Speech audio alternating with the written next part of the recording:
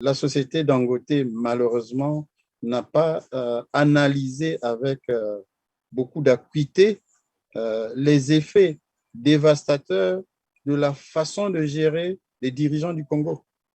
Parce que comment peut-on soutenir deux sociétés chinoises qui appliquent une politique déloyale et abandonner une société d'un frère africain qui a investi suffisamment d'argent pour s'installer à long terme au Congo.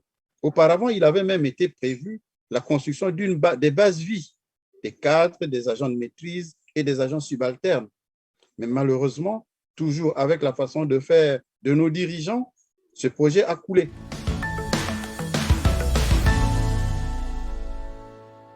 Chers téléspectateurs, fidèles internautes, bonjour ou bonsoir, selon le lieu où vous nous recevez. Bienvenue dans l'interview, une émission de décryptage de l'actualité en 3 questions. Aujourd'hui, dans l'interview, nous recevons M. Alphonse Maboussou, consultant en expertise pétrolière et minière, ex-consultant chez Schlumberger et secrétaire de la coordination du Congrès pour la Renaissance du Congo, CRC. Moi, c'est Loriquet. Monsieur Maboussou, bonjour. Bonjour, Madame Loriquet. Nous parlerons de l'éventuelle délocalisation de la société Dangote. Qu'est-ce que la société Dangote Cement?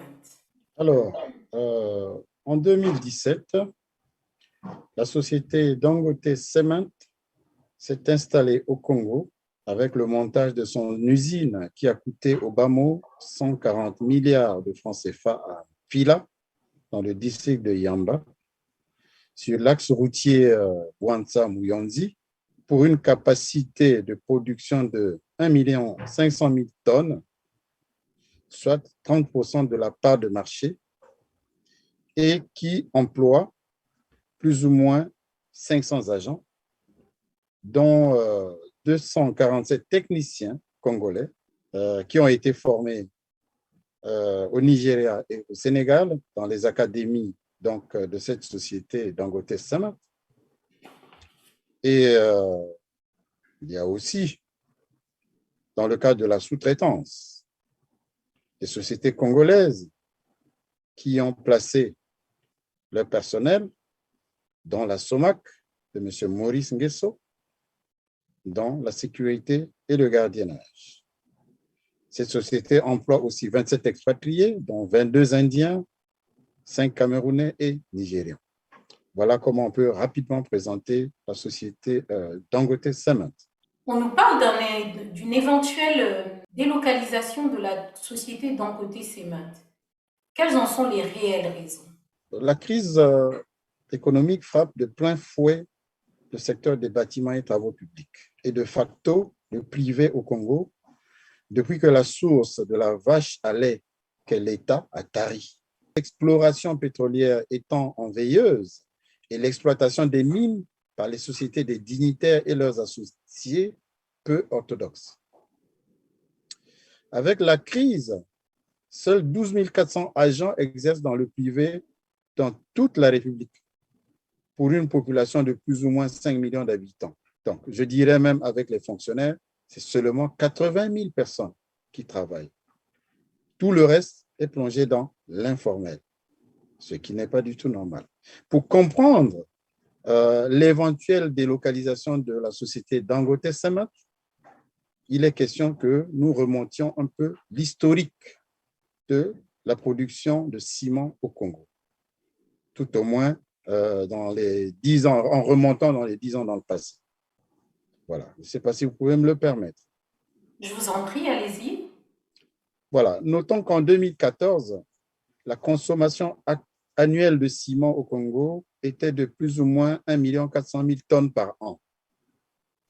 Avec la lancée des municipalisations accélérées, favorisée par la montée exponentielle du prix du baril et de la production pétrolière locale, les dirigeants du Congo avaient trouvé utile de donner plusieurs licences d'importation et ou des usines de fabrique de ciment aux sociétés congolaises.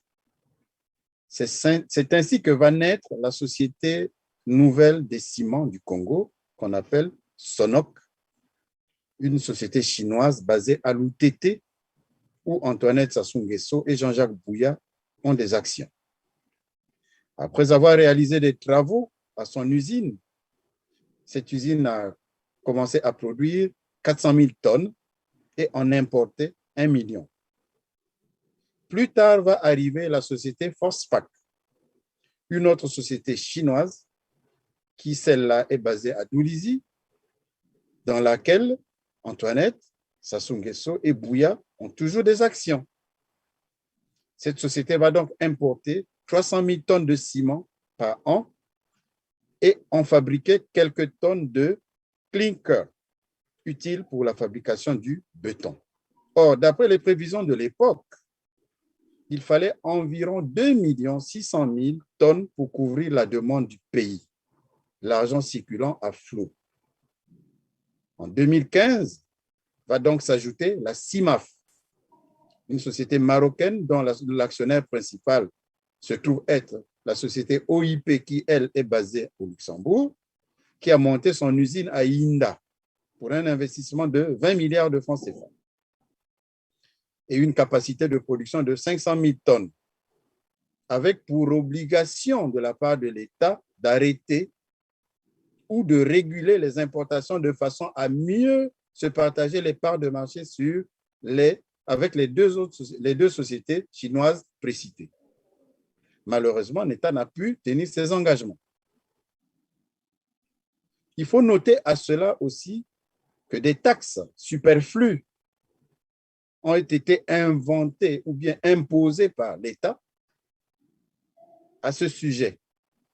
Nous pouvons relever, par exemple, la redevance sur les droits de trafic que collecte la Socotram, les frais d'inspection collectés par la Cotecna, la commission de participation sur le trafic maritime collectée par le Conseil congolais des chargeurs, les frais d'accollage, de manutention et d'entreposage de la marchandise au port collectés par les compagnies de logistique portuaire, notamment SDV. À qui pourrait profiter une éventuelle délocalisation de la société Dangote? La société de Dangote, qui a pour capacité de production de 500 000 tonnes, ne pouvait pas produire 500 000 tonnes, sachant qu'il y avait déjà deux autres sociétés chinoises qui devaient se partager les parts de marché avec elle. Et à cela, il faut ajouter qu'une quatrième société s'est ajoutée en 2018, qu'on appelle Diamond Cement, au niveau de Mindouli, dont Adélaïde Mougani, M. Denis Sassou Nguesso, des Indiens et des Togolais étaient actionnaires. Donc, quand cette société s'ajoute aux quatre autres qui existaient déjà, les parts de marché ne suffisaient quasiment plus pour couvrir la production locale. Il fallait donc aller au-delà du Congo pour apporter le surplus de production de chacune de ces sociétés. Donc, autour du Congo, il y a des pays, donc il fallait se tourner vers ces pays. Mais malheureusement pour le Congo, le Gabon, la RDC, le Cameroun, leur sont fermés. Les frontières sont fermées à l'importation du ciment. Ne restait que la RCA et le Cabinda. Le Cabinda avait la capacité d'accueillir 1 million de tonnes par an. Malheureusement, vous avez Luanda qui fournissait aussi le ciment à Cabinda, qui avait la priorité donc, de fourniture de ce ciment auprès donc, de la population ou de cette ville. Donc, la production congolaise ne pouvait plus être approvisionnée en tant que telle. Et vous avez la RCA, qui était aussi demandeur. Mais malheureusement, la RCA, avec la difficulté de navigation sur le fleuve Congo, où on ne navigue que 6 mois sur 12, et quand il y a possibilité de naviguer, il n'y a pas que le ciment qu'il faut y apporter. Il y a aussi les deux autres denrées. On en profite pour amener les autres denrées.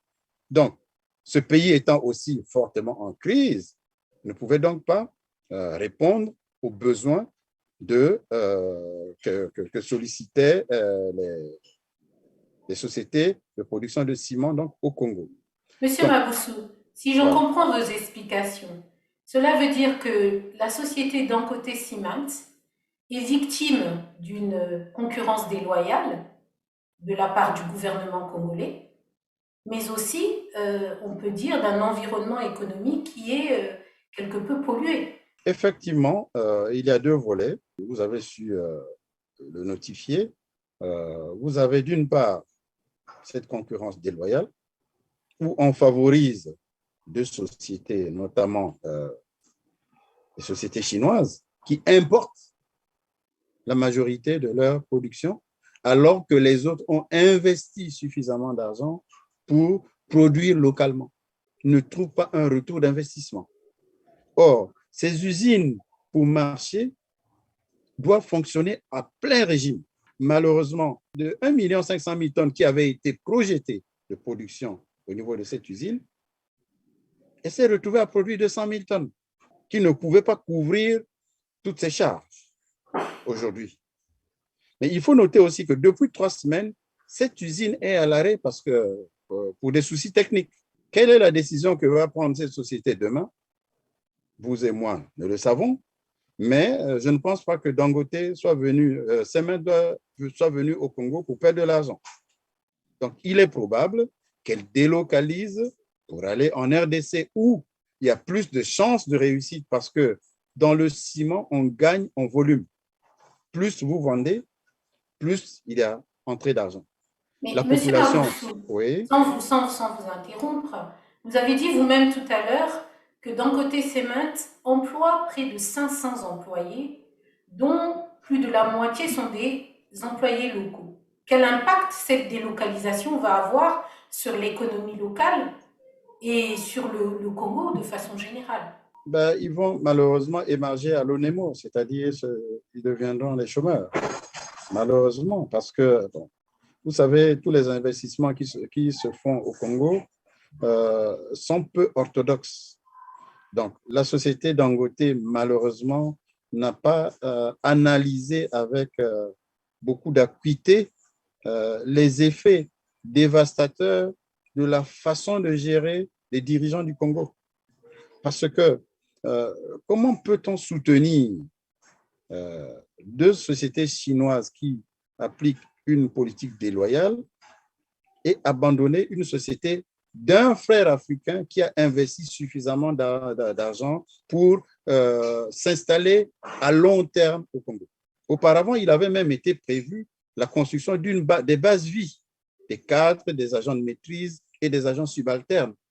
Mais malheureusement, toujours avec la façon de faire de nos dirigeants, ce projet a coulé. Donc, la société Dangote aujourd'hui va se retrouver à indemniser du personnel local parce que ne va pas continuer à perdre de l'argent.